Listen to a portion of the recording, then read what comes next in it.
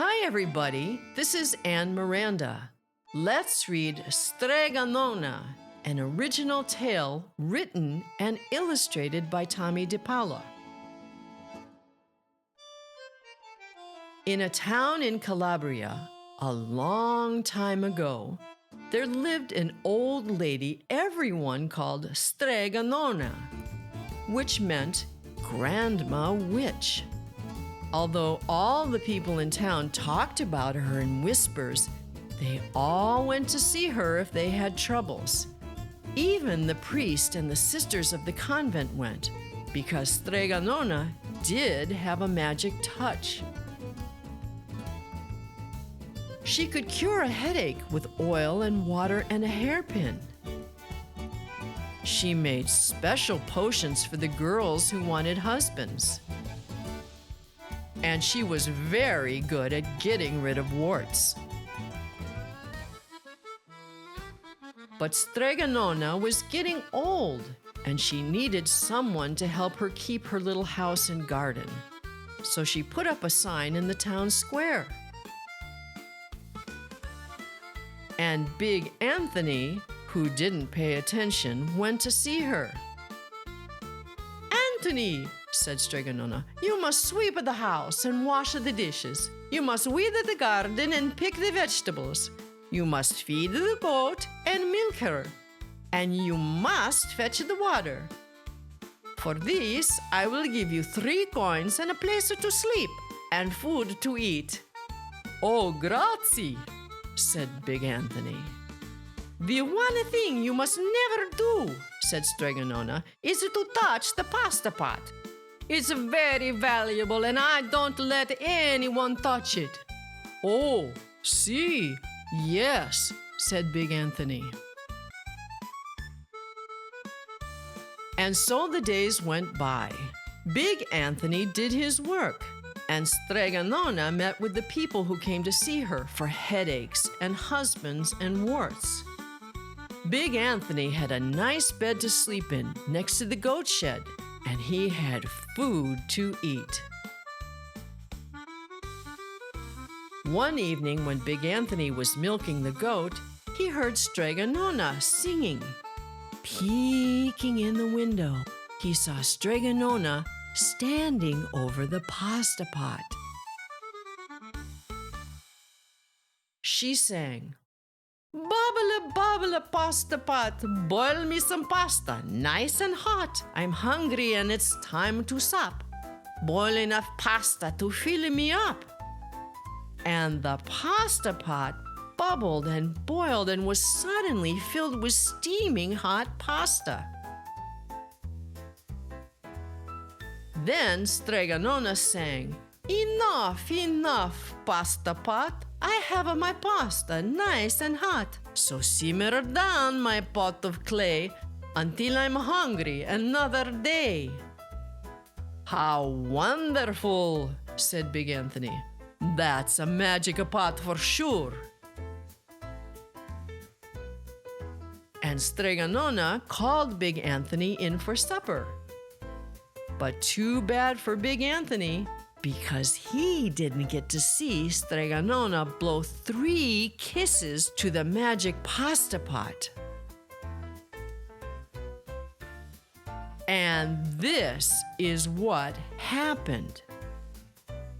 The next day, when Big Anthony went to the town square to fetch the water, he told everyone about the pasta pot. And naturally, everyone laughed at him because it sounded too silly. A pot that cooked all by itself. "You'd better go and confess to the priest, Big Anthony," they said. "Such a lie!" And Big Anthony was angry, and that wasn't a very good thing to be.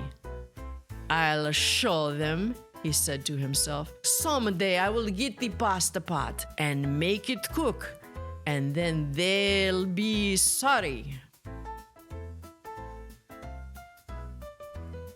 That day came sooner than even Big Anthony would have thought, because 2 days later, Strega Nona said to Big Anthony, "Anthony, I'm must go over the mountain to the next town to see my friend Strega Amelia. Sweep the house and weed the garden, feed the goat and milk her. And for your lunch, there are some bread and cheese in the cupboard. And remember, don't touch the pasta pot. Oh, yes, Strega Nona, said Big Anthony. But inside he was thinking, my chance has come. As soon as Strega Nona was out of sight, Big Anthony went inside, pulled the pasta pot off the shelf, and put it on the floor.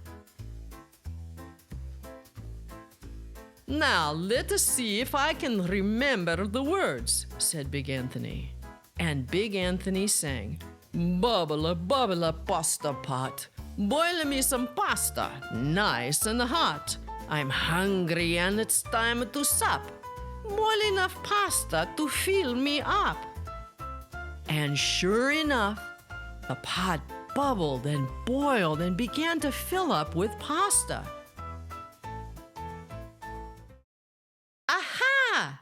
Said Big Anthony, and he ran to the town square, jumped on the fountain, and shouted, everyone get forks and plates and platters and bowls, pasta for all at Strega Nona's house. Big Anthony has made the magic pasta pot work.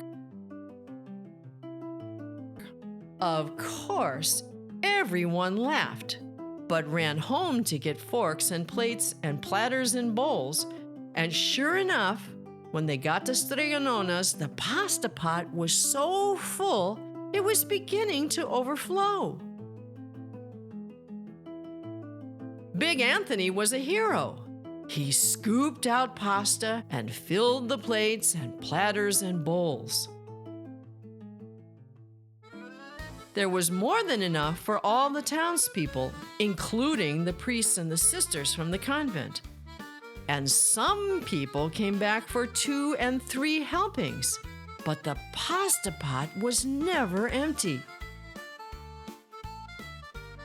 When all had their fill, Big Anthony sang, enough, enough of my pasta pot. I have my pasta nice and hot, so simmer down my pot of clay until I'm hungry another day. But alas, he did not blow the 3 kisses. He went outside to the applause of the crowd.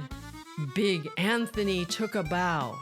He was so busy listening to compliments from everyone that he didn't notice the pasta pot was still bubbling and boiling until a sister from the convent said, "Oh, Big Anthony, look!" And the pasta was pouring out of the pot all over the floor of Strega Nona's house and was coming out the door. Big Anthony rushed in and shouted the magic words again, but the pot kept bubbling. He took the pot off the floor, but the pasta kept pouring from it.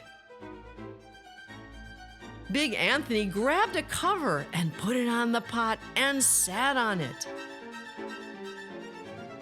But the pasta raised the cover, and Big Anthony as well, and spilled on the floor of Strega Nona's house. "Stop!" yelled Big Anthony. But the pasta did not stop, and if someone hadn't grabbed poor Big Anthony, the pasta would have covered him up. The pasta had all but filled the little house. Out of the windows and through the doors came the pasta, and the pot kept right on bubbling. The townspeople began to worry. "Do something, Big Anthony," they shouted. Big Anthony sang the magic song again, but without the 3 kisses, it did no good. By this time, the pasta was on its way down the road, and all the people were running to keep ahead of it. "We must protect our town from the pasta," shouted the mayor. "Get the mattresses, tables, doors, anything to make a barricade." But even that didn't work. The pot kept bubbling, and the pasta kept coming. "We are lost," said the people. And the priest and the sisters of the convent began praying. "The pasta will cover our town," they cried. And it certainly would have had Strega Nona not come down the road, home from her visit. She didn't have to look twice to know what had happened. She sang the magic song and blew the 3 kisses. And with a sputter, the pot stopped boiling and the pasta came to a halt. "Oh, grazie! Thank you, Strega Nona!" the people cried. But then they turned on poor Big Anthony. "String him up!" the men of the town shouted. "Now wait," said Strega Nona. "The punishment must fit the crime." And she took a fork from a lady standing nearby and held it out to Big Anthony. "All right, Anthony, you want the pasta from my magic pasta pot?" Strega Nona said. "And I wanted to sleep in my little bed tonight. So start eating." And he did. Poor Big Anthony.